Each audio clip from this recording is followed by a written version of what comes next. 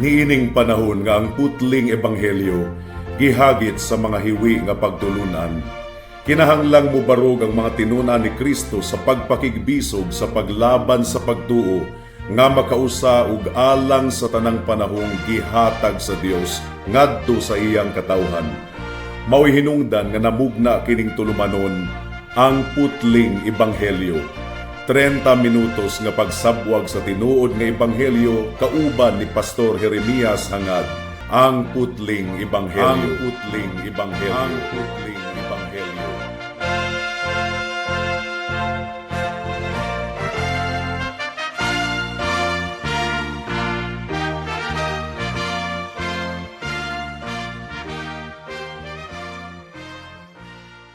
Special greetings sa tanang mga regular nga tigpaminawan sa atong panagsibya dinhi sa kahanginan ug espesyal usab nga pagpanimbaya sa akong 97 years old nga lolo nga si Lolo Isabelo Lauri Sr.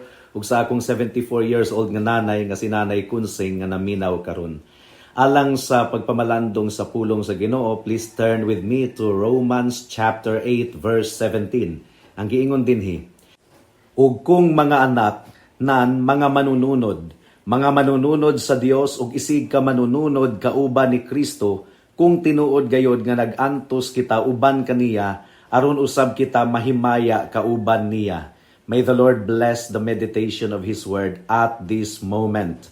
Now niadtong miaging simana mga kaigsuunan, atong gi-discuss ang concept mahitungod sa adoption or pagsagop. Ang mga bata nga gisagop sa usa ka panimalay legally, bisan pa og dili sila biological children, maka-enjoy gihapon sila og benefit sa pamilya nga nagsagop kanila. Well, ang Biblia gigamit ang adoption or pagsagop ingon nga larawan sa gibuhat sa Dios alang kanato. Kaniadto mga hugaw kita, masakiton ug purdoy kaayo sa atong mga kalag ug wala gayoy nagatiman kanato.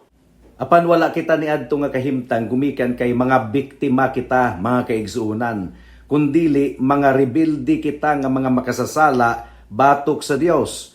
Apan usa ka adlaw ang Dios mikab-ot kanato ug diha sa iyang gugma iyang gipili nga mahisakop kita sa iyang pamilya. Gilimpyuhan kita niya, gitangtang niya ang hugaw nato nga sapot ug iya kitang gibistihan sa pagkamatarong sa atong Ginoong Hesukristo. Iya kitang gipakaon o giatiman diha sa iyang pulong o gigiyahan kita sa iyang dalan sa pagkamatarong ug kaalam. O gihimo kita niyang manununod aron nga sa eternidad sa walay katapusan atong ma-enjoy ang dili gayod masukod nga mga bahandi sa atong Ginoong Hesukristo. Apan dili na ikatingala mga kaigsuunan nga aduna gayoy mga higayon nga ang mga Kristohanon magduda sa ilang pagkasinagop sa panimalay sa Dios. Ang kamatuuran mga kaigsuunan espiritual gayud kaayo ug gumikan kay anaa pa kita diha sa atong unod aduna gayoy mga times nga dili nato mabati ang atong pagkasinagop sa panimalay sa Dios. Ang atong gikinahanglan kung moabot ka na nga mga higayon is the testimony of our feelings, ang atong pagbati. Pero mausahay ang atong pagbati mga kaigsuunan, dula-dulaan sa yawa. So, dili gayod pagbati mao ang mag-validate sa atong pagkasinagop diha sa panimalay sa Dios. Dili pud ang opinion sa mga tawo. Ang pinakalig-on nga testimonyo mga kaigsuunan mao ang pagsaksi sa balaang espiritu kauban sa atong espiritu nga kita mga anak sa Dios. Mao kadto ang atong gipamalandungan ni adtong miaging simana. Si Satanas kanunay gayod nga nagatanom og pagduda sa atong kasing-kasing ug huna-huna. Iya mangganing gitamnan og pagduda ang kasing-kasing ug huna-huna sa atong Ginoong Hesukristo ni adtong gitintal niya siya didto sa kamingawan nga magpakasala ug mosimba kaniya. Ang giingon ni Satanas kang Jesus, kung ikaw anak sa Dios, if you are the Son of God. So Satan was casting doubt on the mind and heart of Jesus. Kung ikaw anak sa Dios. So, kung ang atong Ginoong Hesukristo giatake ni Satanas ug pagduda, how much more kita nga mga katawhan sa Dios. Apan adunay usa ka reminder lamang mga kaigsunan. Dili nato kalimtan nga ang kinasuluran nga silyo sa atong pagkasinagop gipamatud-an usab kini sa panggawas nga silyo sa atong sanctification or pagkabalaan. Ug nga kung ang Espiritu ni Kristo anaa sa atong kasing-kasing, ang bunga sa balaang Espiritu mapasundaya gayud sa atong kinabuhi. Kinahanglan nga ato usab nga hinumduman kana nga kamatuoran. Adunay tulo ka bahin ang atong pagpamalandong niining taknaa. Mudangat na kita sa unang punto. Ang mga Kristohanon isig ka manununod sa atong Ginoong Hesukristo. Mo kini giingon sa atong teksto sa Romans chapter 8 verse 17. Ang giingon dinhi, ug kung mga anak nan mga manununod sa Dios ug isig ka manununod kauban ni Kristo. Niadtong miaging simana atong gipamalandungan ang mga benepisyo ug mga pribilehiyo sa atong pagkasinagop sa panimalay sa Dios. Kita mga manununod sa Dios. Ang Dios mismo mao ang atong bahandi mga kaigsuonan. And Romans chapter 8 verse 17 is transitional. Gisum up ni Apostle Paul ang tanan nga iyang nabungat na ug iyang gi-introduce ang iya pang igatudlo sa sunod. Well, una, sa verse 14, ang giingon ni Pablo nga ang tanan nga gimanduan sa Espiritu sa Dios, mga anak sa Dios. Nakita nato kana nga niini nga konteksto, wala kini nagpasabot sa paggiya sa Espiritu kanato sa mga choices nato sa kinabuhi, kundili sa paggiya sa balaang Espiritu kanato sa pagpatay sa atong sala. Ug kung ang balaang Espiritu tuklod ug nagahatag kanato og katakos nga mupatay sa atong sala, nan ebidensya kana mga kaigsuonan ug kinahanglang maghatag kanato kana og kasiguraduhan nga kita mga anak sa Dios. Dako gayud kaayo kini nga panalangin ug samot gayud kaayo nga katingalahan nga atong nadunggan ang balita nga kita mga isig ka manununod kauban sa atong Ginoong Hesukristo, fellow heirs with Christ. Upat kahigayon kini nga gihisgutan sa bag-ong tugon. Ang giingon diri sa Romans chapter 8 verse 16 and 17, ang Espiritu mismo nagsaksi sa atong espiritu nga kita mga anak sa Dios. Ug kung mga anak nan mga manununod sa Dios ug isig ka manununod kauban ni Kristo, kung tinuod gayud nga nag-antos kita uban kaniya aron usab kita mahimaya kauban niya. And then, gihisgutan usab kini sa Ephesians chapter 3 verse 6. Ang giingon dinhi, kini nga misteryo mao nga ang mga hintil, mga isig ka manununod, mga miyembro sa susamang lawas ug nakaambit sa saad diha kang Kristo Jesus pinaagi sa ebanghelyo. Another mention of isig ka manununod, Hebrews chapter 11 verse 9. Ang giingon dinhi, pinaagi sa pagtuo miadto siya aron manimuyo sa yuta nga gisaad nga mura og anaa sa langyaw nga dapit nga nagpuyo sa mga tulda kauban ni Isaac ug ni Jacob, mga manununod kauban niya sa susamang saad. And then finally, 1 Peter chapter 3 verse 7. Sa susamang paagi, mga bana, panimuyo kamo kauban sa inyong mga asawa sa masinabtunon nga paagi nga nagpakita og pagpasidungog sa babayi ingon nga mas huyang nga sudlanan, sanglit mga manununod man usab sila kauban ninyo sa grasya sa kinabuhi, aron nga ang inyong mga pag-ampo dili mababagan. Manununod kauban ni Kristo, fellow heirs with Christ. Naghisgot kini mahitungod sa atong pagkahiusa diha kang Kristo. Ingon nga Pangulo sa pakigsaad, Jesus Christ is our covenant head. Gi-appoint sa Dios ang iyang anak, ingon nga manununod sa tanang mga butang. Ang giingon sa Hebrews chapter 1 verse 2, apan niining katapusang mga adlaw nakigsulti siya pinaagi sa iyang anak, nga iyang gituboy ingon nga manununod sa tanang mga butang, nga pinaagi usab kaniya gibuhat niya ang kalibutan. So tanang mga anak nga sinagop nakadawat sa balaang grasya sa full inheritance nga nadawat sa atong Ginoong Hesukristo by divine right.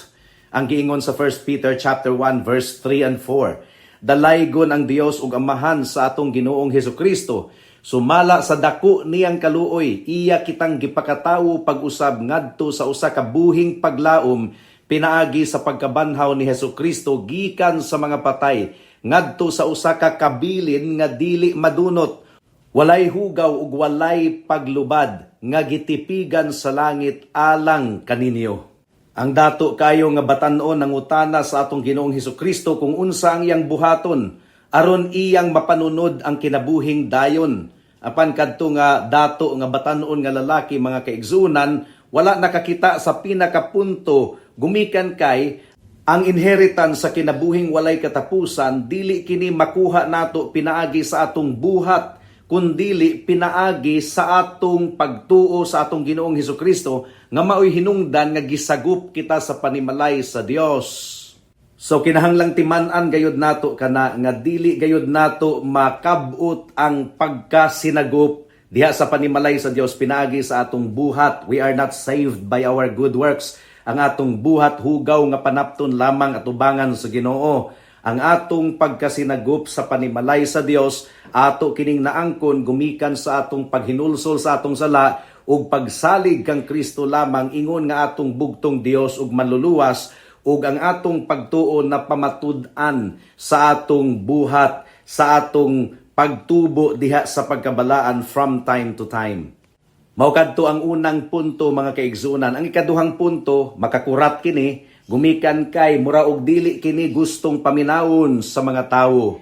Ang tanang mga sinagup nga anak sa Dios dili lang kay manununod kita sa bahandi sa Dios diha kang Kristo kundili gihatagan usab kita og pribilehiyo nga mag-antos kauban ni Kristo. Usbon ko, mag-antos kauban ni Kristo. Walay gustong mag-antos sa akong pamati mga kaigsunan, but this is what the Word of God says. Ang tanang mga anak sa Dios aduna gayoy kahigayunan nga mag-antos kauban ni Kristo. Romans chapter 8 verse 17 once again.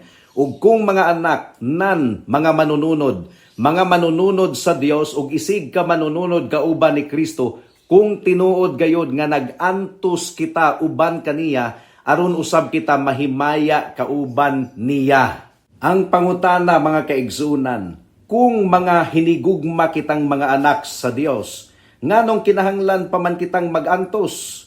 Ang mga ginikanan manggani niining kalibutana, dili gusto nga makita ang ilang mga anak nga mag-antos. Mao nga ang mga ginikanan ilang protektahan ang ilang mga anak aron dili mag-antos. But why is it nga ang gamhanan nga Dios nga atong amahan nag-pronounce nga kinahanglang mag-antos kita kauban ni Kristo? Well, daghan kayong mga libro nga nasulat na aron hisgutan kini nga isyu, pero si Pablo niining atong teksto mga kaigsunan nagpakita kanato nga ang atong pag-antos dili kini supak sa gugma sa Dios kanato ingon nga iyang mga anak. Samara nga ang manluluwas kinahanglang mag-antos una didto sa krus sa Kalbaryo at disir siya makasulod diha sa iyang kahimayaan mo kiniingon sa Luke chapter 24 verse 26. Sa atong pagbiyahe padulong sa kahimayaan kinahanglan gayod nga agian una nato ang walog sa pag-antos mga kaigsunan. Mo kini giingon sa Acts chapter 14 verse 22. Ang giingon dinhi nga gipalig-on ang mga kalag sa mga tinunan nga nagdasig kanila nga magpadayon diha sa pagtuo ug nag-ingon nga pinaagi sa daghang mga pag-antos kinahanglang musulod kita sa gingharian sa Dios. Ang pag-ambit sa mga pag-antos ni Kristo mao kini ang presyo sa atong pagkatinunan sa atong Ginoong Hesukristo. And yet adunay mas hayag nga aspeto nga kinahanglan natong makit-an mga kaigsunan. Ang pag-antos mao kini gitawag og prelude, mao kini nauna nga mahitabo adisir kita makaambit sa kahimayaan sa atong Ginoong Hesukristo. Mao kini gipasabot ni Pedro sa 1 Peter chapter 4 verse 13. Ang giingon dinhi, apan pagmaya kamo samtang nagambit kamo sa mga pag-antos ni Kristo aron nga managkalipay kamo ug magmaya kung mapadayag na ang iyang himaya. So you see, ang pag-antos mga kaigsunan mo kini mag-una adisir nato ma-enjoy ang himaya sa atong Ginoong Hesukristo. Ug ang pag-antos mauusab kini ang pamatuod nga kita mga anak sa Dios. usa kini sa mga ilhanan nga kita mga anak sa Dios. Gipasabot gayud kini sa Matthew 16:24, John 12:25, Acts chapter 14 verse 22 nga atong gibasa kaganina, o karon sa Philippians chapter 1 verse 29 ang giingon dinhi. Tungod kay gihatag kini kaninyo nga tungod ug alang kang Kristo, dili lang kay mutuo kamo kaniya kundi magantos usab alang kaniya. So we suffer with him and we suffer for him. Adunay duha ka butang nga kinahanglan natong masabtan. Una, magantos kita, apan ikaduha, dili kita magantos nga mag-inusara. Magantos kita kauban ni Kristo. Ang atong pamanhunon nahigugma sa atong mga kalag. Si Kristo ang higala nga mas suod pa kaysa igsuon nato diha sa unod. Dili kita niya biyaan sa takna sa atong pagantos kauban niya. Suffering with him. Dili magantos in general as in the lot of all mankind. Kaya tanang mga tao magantos magyod niining kalibutana, kundili magantos kauban ni Kristo. Karon unsa man ang mga pagantos nga nasinatian sa atong Ginoong Hesukristo niining kalibutana. Di ba? Gibiay-biay si Jesus, gibugal-bugalan si Jesus, hangtod nga gilansang siya didto sa cross. Ingon usab ni ana ang atong pagantos, ingon nga mga katawhan ni Kristo. Aduna gayoy mga higayon nga bugal-bugalan kita, adunay mga higayon nga biay-biayon kita, ug aduna gayoy mga higayon nga ang mga magwawali nakasinati og kamatayon gumikan sa atong Ginoong Hesukristo. Kini nga mga pagantos mga kaigsunan, ilhanan gayod nga kita mga anak sa Dios. Ang kalibutan nagdumot sa Dios ug nagdumot sa atong Ginoong Hesukristo, so dili naggayod ikatingala nga nagdumot usab ang kalibutan sa mga katawhan sa Dios. Ang kamatayon ni Kristo dito sa cross, ang iyang pagantos tungod og alang sa kasalanan sa iyang mga katawhan, insakto na to, igo na kadto, dili na kinahanglan nga ato kadtong sumpayan pa or dugangan pinaagi sa atong mga pagantos, apan ang pulong sa Ginoo nagpasabot gayod mga kaigsuunan nga ang mga tawo sa Dios makasinati gayod og pagantos niining kalibutana isip pagpamatuod nga kita nahisakop sa panimalay sa Dios. And once again, kini nga mga pagantos mao ang nag-andam kanato sa atong pagsulod sa kahimayaan sa Dios, sa takna sa atong kamatayon ug sa pagbalik sa atong Ginoong Hesukristo aron sa paghukom sa mga buhi ug sa mga patay. Apan ang pangutana, kinsa man gayod ang tinuod nga target sa mga pagluto sa kalibutan? Well, si Pablo mga kaigsunan, niadtong wala pa siya nahimong Kristohanon, wala pa siya nahimong apostol, iyang gilutos ang iglesia sa atong Ginoong Hesukristo. Iyang gilutos ang mga Kristohanon, pero ang giingon ni Kristo kaniya sa Acts chapter 9 verse 4, ang giingon dinhi, ug sa pagkahulog niya sa yuta, nadungog niya ang usa ka tingog nga nakigsulti kaniya, Saulo, Saulo, nganong imo man akong gilutos? Nganong gisulti man kini ni Jesus? Kinsa man ang gilutos ni Pablo? Di ba ang mga Kristohanon? But ultimately, kung gilutos di ay sa kalibutan ng mga Kristohanon, ang tinuod gayud nila nga gilutos ang atong Ginoong Hesukristo. Ngano man, gumikan kay adunay intimate union between Christ and His church. Si Kristo ang iyang iglesia nahiusa gayod mga kaigsuunan. Ang iglesia mao ang lawas ni Kristo. Mao nga kung gilutos ang iglesia, equivalent kini nga gilutos sa mga tawo si Kristo. Ug kung labanan ni Kristo ang iyang iglesia, wala gayoy mahimo ang mga katawhan nga manlulutos gumikan kay dili pasagdahan ni Kristo ang iyang mga katawhan. Mao gani nga dunay gitakda nga adlaw sa paghukom gumikan kay dili magmadaugon ang yawa ug ang mga manununod niya hangtod sa kahangturan. Well, duna gayoy mga pagantos nga masinatian nato niining kalibutana ingon nga mga katawhan sa Dios. John chapter 15 verse 20 ang giingon dinhi, timani ang pulong nga akong giingon kaninyo. Ang sulugoon dili mas labaw kaysa iyang amo. Kung ila akong gilutos, ila usab kamong lutuson. Kung gituman nila ang akong pulong, ila usab nga tumanon ang inyong pulong. Nakita nato kini nga kamatuoran mga kaigsunan, busa dili na gayud ikatingala nga kita makasinati og mga paglutos niining kalibutana isip mga anak sa Dios. 2 Timothy chapter 3 verse 12 ang giingon dinhi, tinuod gayod ang tanang nagtinguha nga magkinabuhi ug usa ka Dios nun nga kinabuhi diha kang Kristo Jesus pagalutuson. So prangka gayod kaayo kini nga pulong nga nahasulat sa Biblia mga kaigsuunan. Mudangat na kita sa ikatulong punto, pagahimayaon kita kauban ni Kristo. So kung atong balikan kadto nga pangutana mga kaigsuunan, nganong gitugot man sa Dios nga ang iyang mga anak magantos sa kamulong nga higayon. Human natong mapamalandungan ang tanang himaya sa atong pagkaanak sa Dios ug pagkamanununod sa Dios ug isig ka manununod sa atong Ginoong Hesukristo. Ang paghisgot sa mga pagantos mura og out of place mga kaigsuunan. Apan nganong gihisgutan man ni Pablo ang pagantos niini nga bahin? Well, si Pablo usa ka realistic nga pastor nga nagtinguha nga ma-apply sa iyang mga katawhan diha sa ilang kinabuhi ang kamatuoran sa atong inheritance sa Dios niini nga kamulong nga sitwasyon nato niining kalibutana nga puno gayud kaayo sa kasalanan.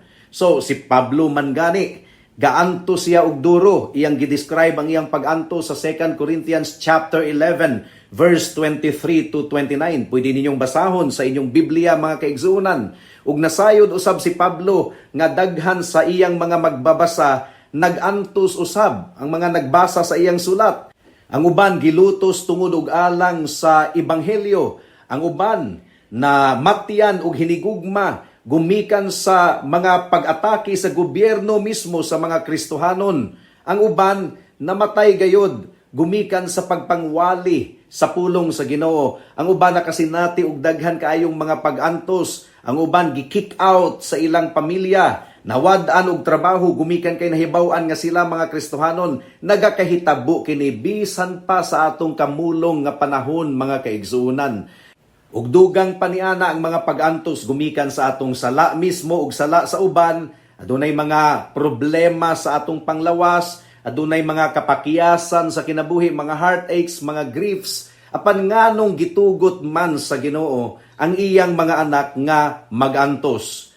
Dili nato kini makumpleto gayod sa pagpasabot ni ining takna gumikan kay lapad kaayo kini nga subject sa Biblia mga kaigsunan. Apan una, kung si Jesus nga hinigugmang anak sa Dios, nga gikahimut-an gayud sa Dios, kinahanglan pang magantos og duro, adisir siya mo sulod sa iyang kahimayaan, nganong nag-isip man kita nga exempted kita sa pagantos. Kining popular teaching sa mga simbahan karon nga kabubuton kuno sa Ginoo nga sila madato, nga sila magmalipayon, nga sila mahimong milyonaryo, mini kana nga pagtulunan mga kaigsuunan. Nga kabubuton kuno sa Ginoo nga dili magsakit ang iyang mga katawhan, walay balatian, that's a false teaching.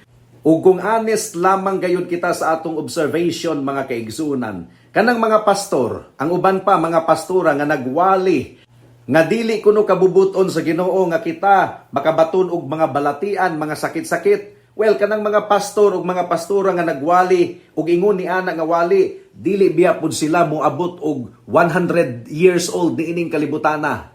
Most of the time, mga matay kita at the age of 70 or 80, ang uban gipanalanginan sa Ginoo moabot og 90, moabot og 100. Pero kanang mga magwawali nga nagwali og mga mensahe nga ang kabubuton sa Ginoo makasinati kita og kalipay, paglambo, madato kita, mamilyonaryo kita, dili kita magsakit-sakit. Well, kanang mga tawhana dili kana moabot og 100 years old most of the time. So, hain man ang kamatuoran sa ilang gipangwali. Nagwali sila og ingon ana nga mga wali and most of the time ang musunod nga ilang ibungat sa ilang baba, busa, muhatag ka. Maghatag ka og tithes, maghatag ka og offering aron ibalik kini sa Ginoo kanimo nga nag-awas-awas og wala nagayoy kasudlan. Mo kana ang mga wali niining panahuna. Dugang pa mga kaigsuunan, kung si Jesus mismo nga walay sala nakakat-on sa pagsunod pinaagi sa mga butang nga iyang giantos, Hebrews chapter 5 verse 8 na, nganong kita maghuna-huna man nga sayon ang atong kinabuhi niining kalibutana. Gaantos mangani ang atong Ginoong Hesukristo, gidisiplina sa Ginoo ang tanan niyang mga katawhan ang tanan niyang mga anak aron kita makaambit sa iyang pagkabalaan. And our sufferings in this world are also a form of discipline. Mao kana ang gipasabot sa Hebrews chapter 12 verse 5 hangtod sa verse 11. Matud pa ni Philip Melanchthon, kung wala kuno kitay problema, dili kuno kita muampo. Wala pud kunoy mga pagampo. Unya kay kabubuton man sa Ginoo nga makig-istorya kita kaniya, nga atong ibubo ang atong kalag kaniya, busa sa kaalam sa Ginoo iyang gitugutan, nga kita makasinati og mga pag-antos ni ining kalibutana. 2 Corinthians chapter 1 verse 9 ang giingon dinhi. Tinuod gayod, among nabati nga nakadawat kami og sentensya sa kamatayon, apan kini aron nga dili kami musalig sa among kaugalingon kundi sa Dios nga nagbanhaw sa mga patay. So, ang mga pagsulay, mga kaigsunan, nag-aghat kini kanato nga musalig lamang sa Dios, magdepende lamang diha kaniya. Ang mga pag-antos mauusab ang nagtangtang sa mga hugaw sa atong kinabuhi, naghinlo sa atong kinabuhi. Romans chapter 5 verse 3, ang gingon dinhi, dili lang kana, kundili na nagkalipay kami diha sa among mga pag-antos, nga nasayod nga ang pag-antos nagmugna man og pagpailob. So ang pag-antos di ay mga kaigsunan, mao ang naghatag kanato og pagpailob, ug mauusab ang naglikay kanato gikan sa mga hugaw ni ining kalibutana. Ang pag-antos mao ang nag-aghat kanato nga mututok sa dag-anan, mututok sa eternidad. 2 Corinthians chapter 4 verse 16 hangtod sa 18 ang giingon dinhi. Busa wala kami maluya sa among kasing-kasing, bisan pag nagkaluya ang among panggawas nga pagkatawo, ang among sulod nga pagkatawo ginabag-o sa matag adlaw. Tungod kay kining gaan ug lumalabay nga pag-antos, nag-andam alang kanamo og walay katapusan nga dakong himaya nga labaw pa sa tanang butang nga ikatandi. Samtang nagtan-aw kami dili sa mga butang nga makita, kundili sa mga butang nga dili makita. Tungod kay ang mga butang nga makita lumalabay lamang. So si Pablo niining atong teksto mga kaigsunan, naghisgot nga kita pagahimayaon kauban ni Kristo. Ang atong pagkasinagop, usa kini kakamulong nga realidad, pero adunay future fulfillment niini mga kaigsunan. Makadawat kita og lawas nga gibag-o, inigbalik sa atong Ginoong Hesukristo, ug magpuyo kita sa presensya sa Dios forever and ever. Karon unsaon man nato pag-apply kini nga kamatuoran sa atong kinabuhi?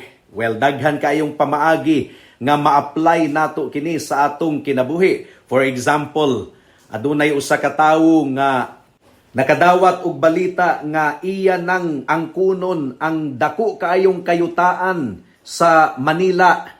Isip iyang inheritance o kinahanglan nga muadto gayud siya sa Manila, mobiyahe siya mga kaigsunan. So, sa iyang pagbiyahe, nagub-an siya og sakyanan. Unya, wala na gayilaing pamaagi nga mupadayon siya sa iyang biyahe, kundili maglakaw og taas-taas nga kilometro, unya mangatang og mga sakyanan og muhangyo nga makisakay aron makaabot sa lugar nga iyang adtuan. Kay iya nang angkunon ang iyang inheritance nga dako kaayong kayutaan. Kanang tawhana mga kaigsunan, murag makaingon kita og buang-buang, wala sa insaktong pangisip kung magreklamo siya kanunay, magbagut-but nga nganong nagub-an siya og sakyanan, nganong kinahanglan pa siyang magantos, nganong kinahanglan pa siyang maglakaw. Kanang mga butanga mga kaigsunan, dili na niya mahuna-hunaan. Gumikan kay nasayod siya nga adunay kabtangan nga iyang maabtan kung makaabot siya sa Manila. Ingon usab niini ang atong Kristohanon nga pagkinabuhi. Magantos man kita niining kalibutana, apan kung ang atong pananaw mitutok sa dag-anan, mitutok sa himaya nga nagpaabot kanato, dili na nato bali-balihon ang atong mga pag-antos niining kalibutana. After all, ang grasya sa Ginoo igo na aron tabangan kita sa bisag unsang sitwasyon nga atong masinatian niining kalibutana. Kini nga mensahe alang lamang sa mga katawhan sa Dios nga nagpaabot sa iyang pagbalik, nga tinuod nga nakadawat sa libre nga gasa sa kaluwasan. Apan kung ikaw higala hangtod karon, naa pa sa gawas sa panimalay sa Dios, wala pa ikaw nasakop, gumikan kay nagkinabuhi pa ikaw diha sa imong kasalanan, ug wala pa nimo maangkon si Kristo sa imong kinabuhi, karon na ang higayon, pag hinulsol sa imong sala, dangup kang Kristo, tuuhi siya ingon nga imong bugtong Dios ug manluluwas, salig sa iyang dugo nga giula didto sa krus sa Kalbaryo ug salig sa iyang pagkamatarong nga igasulob kanimo aron ikaw mahimong matarong sa iyang atubangan. Dangup kang Kristo karon na gayod, ayaw na paugmai kay basin ug ugma ulahi na ang tanan. Amen.